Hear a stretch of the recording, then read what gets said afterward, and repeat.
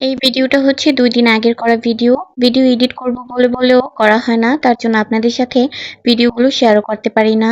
আমার মেয়েটা মাশাআল্লাহ দেখতে বড় হয়ে যাচ্ছে। মনে হয় যেন সেদিনই এসেছিল আমার কোলজুড়ে। কিভাবে যে ২ টা বছর কেটে গেল বুঝতেই পারলাম না। যাই হোক, হ্যালো এভরিওয়ান, আসসালামু আলাইকুম। Welcome to my another new vlog video. আশা করছি যে যেখান থেকে ভিডিওটা দেখছেন সবাই আলহামদুলিল্লাহ খুবই ভালো আছেন। ভিডিওটা ভালো লাগলে স্কিপ না করে সম্পূর্ণ ভিডিওটা দেখবেন। ওইদিন হচ্ছে সন্ধ্যাবেলা পুরি এনেছিল। ওইদিন আমার আন্টি এসেছিল আমাদের বাসায়। তো আমার ভাই হচ্ছে বাহির থেকে অনেকগুলো পুরি নিয়ে আসে। তো আমরা হচ্ছে সবাই মিলে একসাথে বসে সন্ধ্যাবেলায় পুরিগুলো খেয়েছি আর গল্প করছিলাম আন্টির সাথে অনেক। তো এই যে এটা ছিল তার পরের দিনের ভিডিও।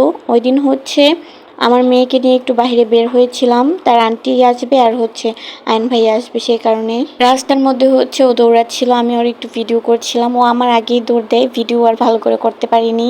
তো পিছন দিক দিয়ে হচ্ছে আমি একটু ভিডিও করেছিলাম। আমি যেদিকে যাই ও ওইদিকে আমার পিছু পিছু যায়।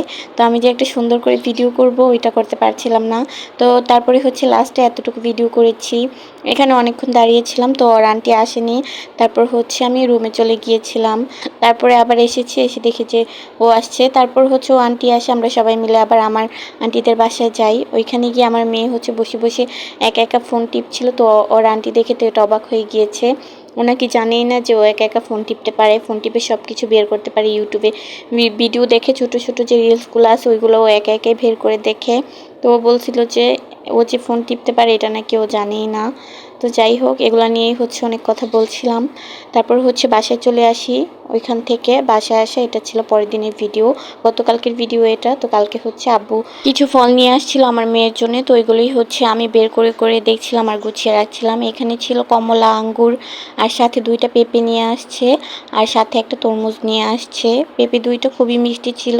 এই সময় যে তরমুজ পাওয়া যায় এটা আমরা জানতামই না। তো আব্বু হচ্ছে তরমুজ নিয়ে আসছে। তরমুজ দেখে তো অবাক হয়ে গিয়েছি যে এখন কি 12 মাসই তরমুজ পাওয়া যায় নাকি। তো আব্বু বলছিল যে হ্যাঁ, এগুলা নাকি 12 মাসই পাওয়া যায় তরমুজ। বাহিরের কান্ট্রিতে যেমন 12 মাসই সব রকমের ফল পাওয়া যায়, ঠিক তেমনি বাংলাদেশেও এখন 12 মাসই সব ফল পাওয়া যাচ্ছে, তাই দেখা যাচ্ছে। তো আব্বু হচ্ছে এই তরমুজটা নিয়ে আসছিল।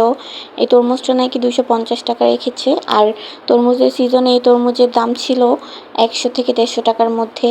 এখন হয়তো সিজন ছাড়া, তার জন্য দামটা একটু বেশি রেখেছে। তো যাই হোক, এরপর হচ্ছে আমি ওইগুলো সব কিছু গুছিয়ে রাখি। আম্মু বলছিল সন্ধ্যার পরে নুডলস রান্না করতে। মনে হয় আম্মুর নুডলস খেতে ইচ্ছে করেছে। তো তার জন্যই হচ্ছে আমি নুডলস রান্না করছিলাম। ফার্স্টেই হচ্ছে আমি নুডলসগুলো সিদ্ধ করে নিয়েছি। তারপর হচ্ছে 2টা ডিম ঝুরি ঝুরি করে ভেজে নিয়েছি। তারপর কড়াই দিয়েছি পরিমাণ মতো তেল, পেঁয়াজ কুচি, পেঁয়াজগুলো একটু ভেজে নিয়েছি। তারপর হচ্ছে ম্যাগি মশলা দিয়েছি 2টা, নুডলসের মশলা দিয়েছি, টমেটো দিয়েছি। তারপর নুডলসগুলো দিয়ে খুব ভালো করে নেড়েচেড়ে মশলাগুলোর সাথে মিক্স করে নিয়েছি। এরপর কাঁচামরিচ দিয়েছি।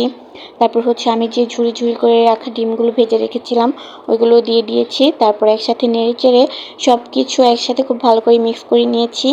এভাবেই হচ্ছে আমি নুডলস রান্না করি।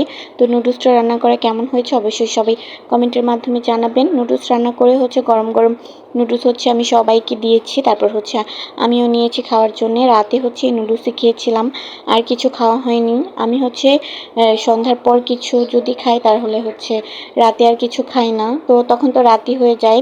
তো তার জন্য আর কিছু খাইনি, নুডলসই খেয়েছিলাম। আজকের ভিডিও নুডলস খেতে খেতে শেষ করলাম। সবাই ভালো থাকবেন, সুস্থ থাকবেন। আর আমার এই ভিডিওটা ভালো লাগলে অবশ্যই সবাই লাইক, কমেন্ট, শেয়ার করে দিবেন। আল্লাহ হাফেজ সবাইকে।